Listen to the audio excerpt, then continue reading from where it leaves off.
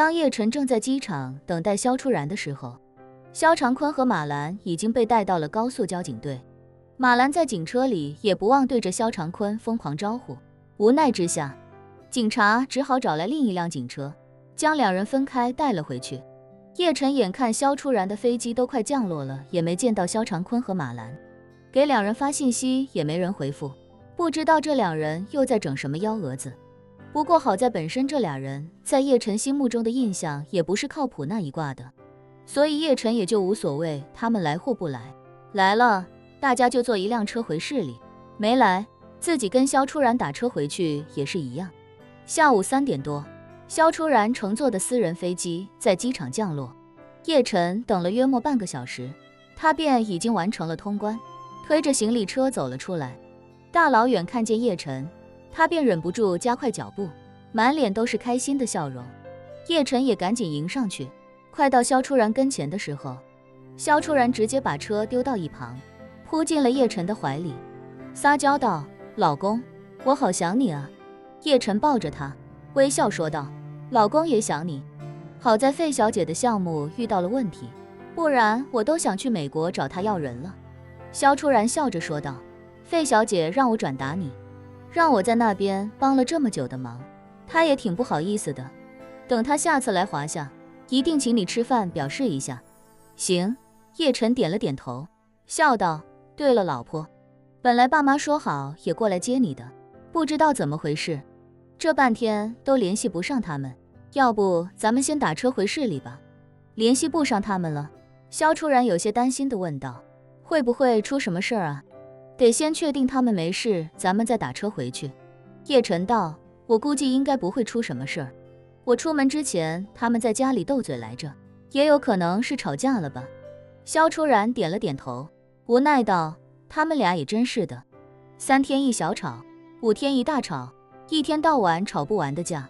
说着，肖初然拿起手机，开口道：给妈打个电话问问吧，要是没什么事儿，咱们就直接打车回去。也行。叶晨道：打个电话问清楚，心里踏实些。肖初然点点头，给马兰打去了电话。此时的马兰正在交警队被交警隔离批评，2个房间，一个房间是肖长坤，一个房间是马兰。马兰一脸不服不忿，气恼地说道：警察同志，在高速上违法停车的是肖长坤那个王八蛋，跟我有什么关系啊？那个王八蛋反正也已经到案了，你要拘要判都随便，枪毙他也没问题，我还得去机场接我闺女呢。交警无奈地说道：你要是不冲人动手，人家能在高速上停车吗？严格说来，这件事你俩都有错。说罢，交警又道：另外就是咱那个事儿，他主要是扣分罚款，批评教育，够不上拘留，也够不上判刑，更够不上枪毙。对他，我们要让他知道以后无论任何情况，不能在高速的行车道上随便停车，尤其还是超车道，这多危险啊！真有什么事呢？非停不可，也要打着双闪，靠边停在应急车道上，而且还要按规定在车后100米摆放3角牌警示。说完这些，交警看着马兰，继续说道：还有你说再大的事儿，你俩下了高速停了车，慢慢说不行吗？真要说非得动手，也可以到停车之后再动手，在路上动手逼着他把车停了。真要有什么危险，你不也跟着倒霉吗？凡事咱还得有一个安全意识，不是？两口子打架也得在确保安全的情况下才能动手啊。马兰气恼地说道：他给我戴绿帽子啊！别说确保安全，一起死了我也无所谓。交警无奈地说道：哎呀，你这个人怎么就油盐不进呢？你们开的也是个好车，那真出事了，那大概率死不了，可是万一重伤了，要在床上躺个10年8年，你俩怎么办？躺在一个病房里扭着头吵吗？马兰一挥手：那我不管，我马兰行事的风格就是有仇必报，而且当时就得报，这叫快意恩仇。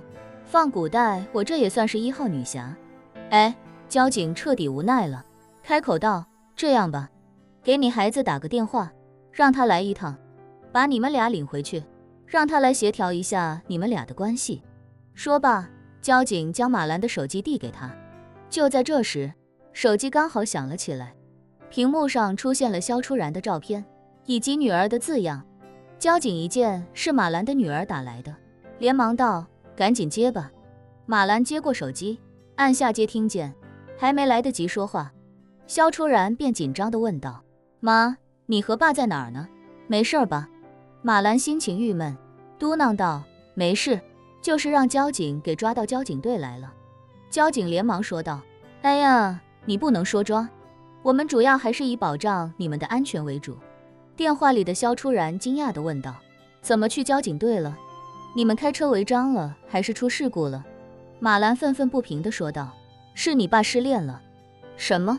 萧初然脑回路一时间没理明白这6个字，惊讶地问道：“我爸失恋了？啥意思啊，妈？”马兰叹了口气，委屈巴巴地哽咽道：“闺女，妈跟你说，妈这日子没法过了，妈还不如找面墙一头撞死算了，呜呜呜。”萧初然赶忙劝道：“妈，您先别激动，您告诉我您在哪儿，我跟叶晨这就过去。”马兰只顾着哭，也不回答。一旁的交警赶紧拿过电话，大声说道：“你爸妈在高速上直接停车大打出手，现在你妈的情绪极其不稳定，你们赶紧过来看看吧，在高速交警队。”说完，他一边紧盯着马兰，生怕他真撞墙，一边也在心里郁闷，这是带回来一个祖宗啊。电话那头，萧初然听到马兰的哭声，赶紧安慰道：“妈，您别着急，我们马上就过来。”说完，立刻挂了电话，就问叶晨：“老公，我妈跟我爸在交警队，她哭着说我爸失恋了，这到底是怎么回事啊？你知道吗？”叶晨听得头大，摇头感叹：“估计是因为韩阿姨要结婚的事吧。”萧初然惊讶地问：“是那个韩美琴韩阿姨吗？她要结婚了？”“对。”叶晨点点头，“下周结婚，跟金陵财大那个贺教授。爸这段时间心情不太好，可能也是因为接受不了，说不定妈就是因为这件事儿跟爸闹掰了。”萧初然不解地问道：“韩阿姨跟别人结婚，这不是挺好的吗？以后我爸再也不用想那些有的没的了。”叶晨无奈道：“可是妈不知道韩阿姨回来的事儿啊，爸可一直没敢告诉她。你想想，韩阿姨回来的时候，妈正在看守所遭罪呢，那时候的爸多逍遥快活啊！妈刚出来，他就要提离婚。我是怕妈把这些线索都串起来之后，想明白怎么回事，那就肯定不会善罢甘休的。”